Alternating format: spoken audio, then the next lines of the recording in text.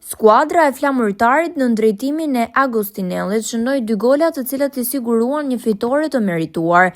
Lonjatët ruajnë një diferencë prej 7 pikësh ndaj Besës, ndërsa lushnjarët me asnjë pikë dhe 10 gola të pësuar në 3 takimet e fundit mbajnë vendin e 5 fal golaverazhit më të mirë se Pogradeci, megjithëse diferenca për Apollonin mbetet e ngushtuar në +3.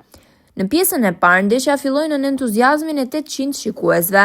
Tifozët e flamurtarit me flak dhe brohoritje u gëzuan pasi në minutën e 12 një kros nga Oshafi në krau i majt dhe një goditje e shkurtajt përballë Haremit sollën rezultate 0-1. Në minutën e 35 flamurtarit dyfishoi rezultatin. Alcioni pas një kombinimi me Trashin goditën topin me kokë duke shënuar golin e dytë. 2 minuta më vonë Lushnja afronte të rihapi ndeshjen, por një goditje e kontrolluar nga Xhabrahimi u ndalu nga portieri Kaloshi para se skuadra të kalonte në pushim.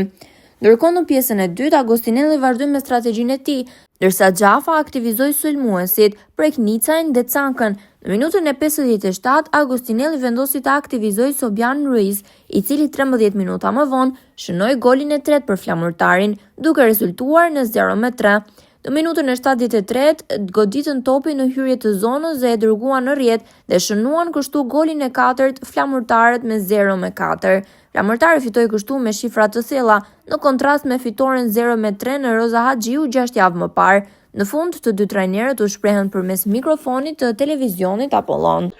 Një humbje që tha dhe ju e thellë. Jemi në vështirësi psikologjike më shumë.